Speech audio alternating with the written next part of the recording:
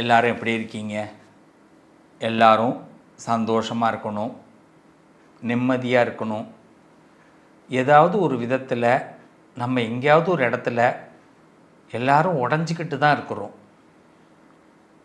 ஏன் நிறைய பேர் நம்மளை உடச்சிக்கிட்டு தான் இருக்கிறாங்க.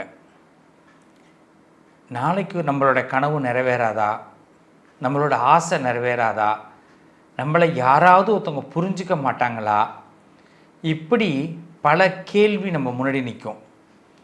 ஆனாலும் பொழுது விடியும், அதே வேலை, அதே மனுஷங்க, அதே செயல், யாரும் மாற மாட்டாங்க உலகத்தில். ஆனால் ஏதாவது மாறிடாதா அப்படிங்கிற எண்ணம் மட்டும் நமக்கு இருந்துக்கிட்டே இருக்குங்க. அந்த எண்ணத்தோடைய வாழ்க்கையும் கடந்து போகுது. வருஷம் போகுது, நாள் போகுது, வயசு போகுது.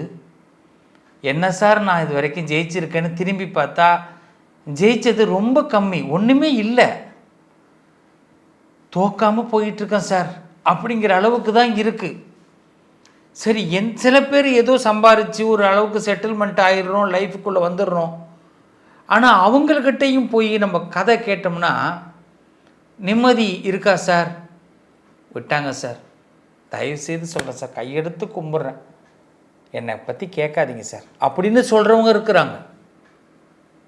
அவ்வளோ கையெடுத்து கும்பிட்றவங்க இருக்காங்க. பிள்ளைங்களை பற்றி பேசாதீங்க, குடும்பத்தை பற்றி பேசாதீங்க. ஏன்னா எல்லா விதத்திலையும் ஏமாற்றப்பட்டிருக்கிறாங்க, பழி வாங்கப்பட்டிருக்கிறாங்க, அர்த்தம் இல்லாமல் வாழ்ந்துருக்கிறாங்க, வாழ்ந்துக்கிட்டு இருக்கிறாங்க. எத்தனை உறவுகள் இதுக்குள்ளே இருக்கீங்க, கொஞ்சம் யோசனை பண்ணி சொல்லுங்கள்.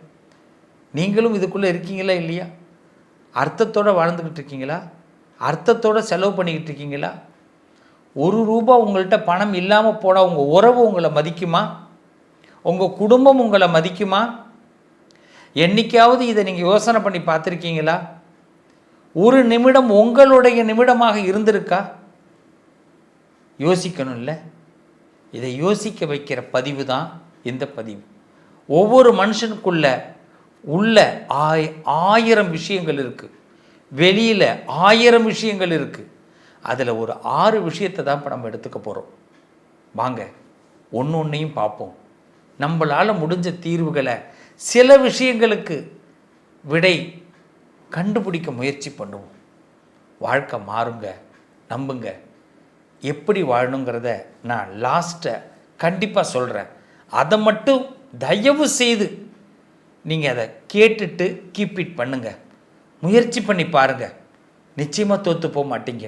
நான் இருக்கிறேன், நல்லது நடக்கும், நம்புங்க, நல்லது நடக்கும். தனம் தரும், கல்வி தரும், ஒரு நாளும் தளர்வறியா மனம் தரும், தெய்வ வடிவம் தரும், நெஞ்சில் வஞ்சமில்லா இனம் தரும், நல்லனவெல்லாம் தரும், அன்பர் என்பவர்க்கே கணம் தரும், பூங்குழலால் அபிராமி கடைக்கண்களே. என்னைக்காவது ஒரு நாள் அபிராமி இந்த மேஷராசிக்கு கடைக்கண்ணை பார்த்துட மாட்டாளா? திறந்துட மாட்டாளா? இந்த நம்பிக்கை இருக்குது. நம்ம நம்பி ஒரு வீட்டில் ஒரு விஷயத்தை ஆரம்பிக்கிறோம், செய்கிறோம், அது நடக்குதில்ல. ஒரு மரம் வைக்கிறோம், அது உருவாகுதில்ல. அது மாதிரி நம்பிக்கையோடு நம்மளுடைய பிரார்த்தனைகளும் ஒரு நாள் கண்டிப்பாக நடக்குங்க. என்றைக்குமே உள்ளே வெளியே 1000 அர்த்தங்கள். நம்ம வாழ்க்கை கனவோடு தான் போய்கிட்டுருக்குறோம். நிஜமாக யாராவது பார்த்து நம்மளை பார்த்து சிரிச்சுக்கிறோமா சொல்லுங்கள் மேஷராசிக்காரர்களே? நீங்கள் யாரையாவது பார்த்து நிஜமாக நல்லா இருக்கியான்னு கேட்கும்போது அவன் நல்லா இருக்கேன்னு உண்மையை சொல்கிறானா? சாப்பிட்றியான்னு கேட்கும்போது உண்மையாக அவன் சாப்பிட்றேன்னு சொல்கிறானா? உங்களோட யார் பழகினாலும், யார் உறவுகளாக இருந்தாலும் நீங்கள் நல்லா இருக்கீங்களே அப்படின்னு உங்களை வாழ்த்துறானா? கிடையாது. எல்லாம் சும்மா மாயே. நம்மக்கிட்ட ஒன்று பேசுவான், நம்ம இல்லாத போது என்னென்ன பேசுவான் தெரியுமா? ரொம்ப அல்பமாக, அற்பத்தனமாக, நம்மளோட முயற்சிகளை, நம்மளுடைய ஒரு விடாமுயற்சியை பொறுத்துக்காமல், நம்ம பட்ட கஷ்டங்கள், ஒரு காலத்தில் நம்ம சூசைட் பண்ணிவிட்டு செத்து போயிடலான்னு கூட தோணியிருக்கோம், அதை மீண்டு வந்திருப்போம். கடன் பிரச்சனை, கஷ்ட பிரச்சனைகள், அவமான பிரச்சனைகள், தள்ளி விட்டுருக்கிற உறவுகள், இதையெல்லாம் தாண்டி தாண்டி இந்த மேஷம் ஒரு அளவுக்கு மேலே வரும். ஆனால் யாராவது நம்மக்கிட்ட உண்மையாக நல்லா இருக்கேன்னு கேட்குறானா பாருங்கள் ஒரு மனுஷன். ஏன் நம்ம குடும்பத்தில் உள்ளவங்க எப்போ பார்த்தாலும் நீ ஏதாவது ஒன்று பேசிக்கிட்டே இருக்கிற, எப்போ பார்த்தாலும் ஏன் இப்படி எங்களை தொந்தரவு பண்ணிக்கிட்டே இருக்கிறேன்னு மேஷராசிக்காரவங்கள ஒரு மிலிட்ரி மேன் மாதிரி தானே பார்க்குறாங்க. ஏன்னா உண்மையை சொன்னால், சட்டத்தை சொன்னால், நல்லா இருக்கணும்னு சொன்னால் யாருக்கும் பிடிக்கிறதில்ல. உடனே நம்ம மேலே வந்து ஒரு வாய்தா ஒரு புகார், இவங்களுக்கு சரியாகாது, இவங்க எங்களுக்கு செட் ஆக மாட்டாங்க, இல்லைன்னா நீங்கள் ஏதாவது ஒரு சின்னதாக ஒரு குறை பண்ணியிருந்தீங்கன்னா அதை ஊதி பெருசாக்குவாங்க. இப்படி தானங்க உறவு போய்கிட்டுருக்கு. இதில் என்ன பெரிய சந்தோஷமான உறவு இருக்கும் அப்படி நம்ம சொல்ல முடியுமா? நம்ம முதல்ல சில விஷயங்களை வெளியில் நம்ம எப்படி வாழ்கிறோன்னு பார்த்துப்போமே. ரொம்ப எனர்ஜியாக சுறுசுறுப்பான ஆளாக நம்ம காட்டிக்கிறோம். மேஷராசி அப்படி தானே காட்டிக்கிறோம். எங்கேயாவது நம்மளோட டவுனை வெளியில் காட்டிக்கிறோமா? என்ன இருந்தாலும் காலையில் எழுந்து குளிக்கிறதும் சாமி கும்பிட்றதும் எதையாவது குறைக்கிறோமா? அந்த டைமுக்கு கரெக்டாக கிளம்புறது நம்மள மாதிரி யாரால் முடியுமா? அது மட்டும் இல்லாமல் துணிச்சக்காரர்கள் போல் நம்ம ஒரு வளம் வர்றது, இதுதானே, இப்படி தானே நம்ம இருக்கிறோம். அஞ்சாமல், எதுக்கும் அஞ்சாமல் துணிச்சல்காரர் போல் இருக்கிறோம். ஆனால் உள்ளுக்குள்ளே எவ்வளோ பயத்தோடு இருக்கிறோம். நம்ம ஒருத்தவங்களை வழி நடத்தக்கூடிய வாய்ப்பு ஆண்டவன் கொடுக்குறான். வெளிப்படையாக ஒரு தலைமை பண்பு நம்மள்கிட்ட இருக்கும். ஆனால் அதில் எத்தனை பேரை சேர்த்து வைக்கணும், எப்படி அவங்கள பிரிஞ்சிடக்கூடாது, குடும்பம் உறவு பிரிஞ்சிடக்கூடாதுன்னு நினைக்கிறவங்க தான் நாங்கள் மேஷராசிக்காரவங்க. இதானே என்ன ஒன்றே ஒன்று, கோவம் தான் சட்டுன்னு வெளியில் வந்துடும். அதை காட்டிடுவோம், வெளியில் காட்டிடுறோம்ல. அதுக்கு அந்த ஒரு கோவத்தை காட்டிட்டு அதுக்கு படுற வேதனை இருக்குது பாருங்கள், அதையும் நம்ம தானே படுறோம். யார் படுறா? வெளியில் உள்ளவங்கள படுறாங்க. சரி, யாருக்கும் அடிபணியாமல் இருக்கணும்னு நினச்சா முடியுதா? முடியலை. நம்ம ஒருத்தவங்களுக்கு நல்ல மனுஷன் நினச்சி பழகுவோம். அவன் பக்கா அயோக்கியனாக இருப்பான். நேர்மை இல்லாத மனுஷனாக தான் நம்ம சந்திப்போம். அவங்ககிட்ட என்னத்தை நம்ம கற்றுக்கிறது? அவங்ககிட்ட என்னத்தை நம்ம கொடுக்க முடியும்? இதெல்லாம் வெளியில் நடக்குது. இன்னும் சொல்லப்போனால் எல்லாம் நேராக வெளிப்படையாக பார்த்திங்கன்னா நம்மக்கிட்ட பேசக்கூடியவங்களாக இருப்பாங்க. ஆனால் நம்மளை பற்றி போய் தப்பாக வெளியில் பேசக்கூடியவங்களாக இருப்பாங்க. இதனங்க வெளியில் இருக்குது, இதென்ன வெளி வாழ்க்கை. ஆனால் உள்ளே பாருங்கள் எத்தனை மனக்காயங்கள். என்னைக்காவது மேஷராசிக்காரவங்க சிரிக்காமல் இருந்திருக்கீங்களா? சிரிச்சுக்கிட்டு தானே இருப்பீங்க வெளியில். ஆனால் உள்ளுக்குள்ளே உங்கள் மனம் அழலைன்னு சொல்லுங்கள் பார்ப்போம். சார், என் மனசெல்லாம் அழுததே கிடையாது சார், சொல்ல முடியுமா உங்களால்? இன்னொன்று சொல்லுங்கள், உங்களை யாராவது உதாசீனப்படுத்திட்டாங்களா இல்லையா? உதாசீனப்படுத்தாமல் இருந்தாங்களா? இது உங்கள் உள்ளுக்குள்ளே இருக்கா இல்லையா? அதனால் ஏற்பட்டிருக்கிற காயம் இருக்கா இல்லையா? இதுக்கு இவன் சரியாக வரமாட்டான், இவனுக்கு செட் ஆகாது சொல்லியிருக்காங்களா இல்லையா?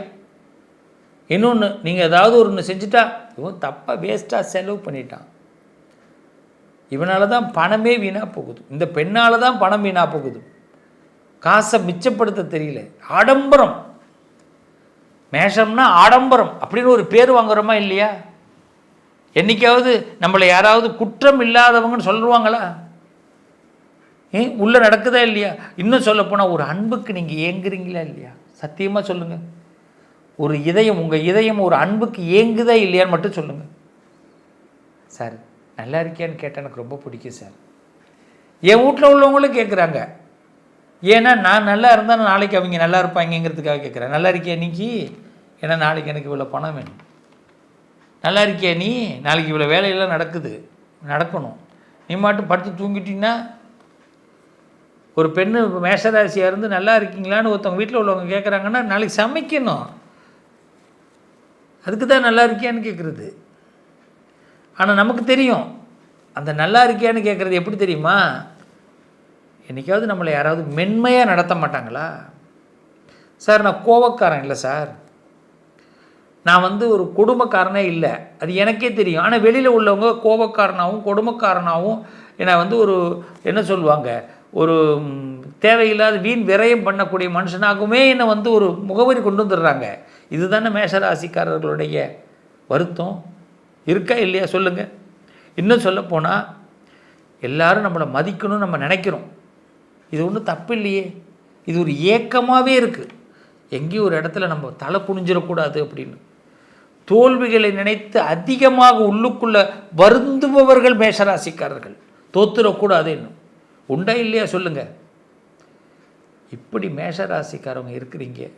ஆனால் வெளி உலகத்தில் நம்மளை எப்படியெல்லாம் தப்பாக புரிஞ்சுக்கிட்டு நமக்கு கீழே விழுந்துட மாட்டோமா, நமக்கு ஏதாவது ஒன்று நடந்துடாதான்னு பார்த்துக்கின்னு இருக்கிறான்.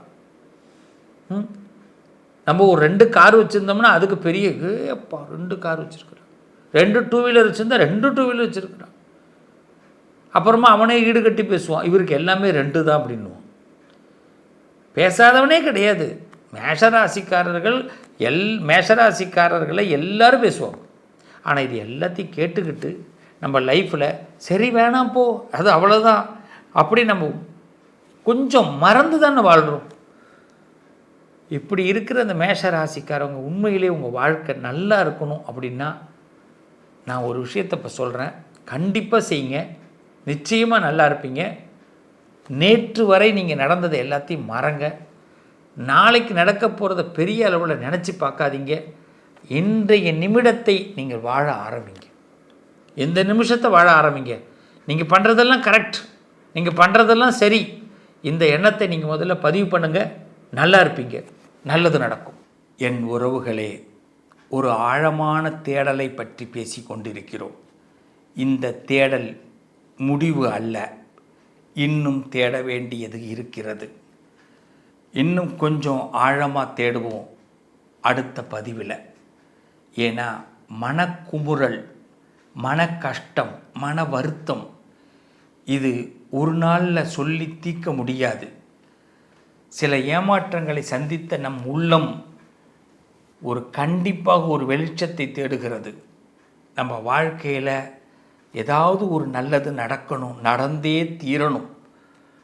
அதுக்கு ஏதோ ஒரு சின்ன நல்லது விஷயம், ஒரு தூண்டல், ஒரு விளக்கு எரியணும்னா அதுக்கு ஒரு தூண்டல் இருக்கணும்னு சொல்லுவாங்க. அந்த தூண்டலாக நான் இருப்பேன். தூண்டலாக சில நல்ல செய்திகளோடு அடுத்த தேடல் பகுதியில் உங்களை நான் முழுமைப்படுத்துகிறேன். மீண்டும் உங்களை கண்டிப்பாக அடுத்த தேடல் பகுதியில் சந்திக்கிறேன். வெயிட் பண்ணுங்க, தொடருங்க, நல்லது நடக்கும். மீண்டும் உங்களை அடுத்த தேடலோடு உங்களுக்கு ஒரு வழிகாட்டியாக நான் சந்திக்கிறேன். நல்லது நடக்கும். உங்கள் அதிர்ஷ்டத்திற்கான தீர்வு: கல்வி, பதவி, யோகம், தொழில் வளர்ச்சி பெருக, ஜாதகம், வாஸ்து, திருமண பொருத்தம் பார்க்கவும், பிரசன்னம் கேட்கவும். Positive lion doctor Sivasri Manikanda Sivam. தொடர்பு கொள்ள வேண்டிய வாட்ஸ்அப் எண் 7904137178.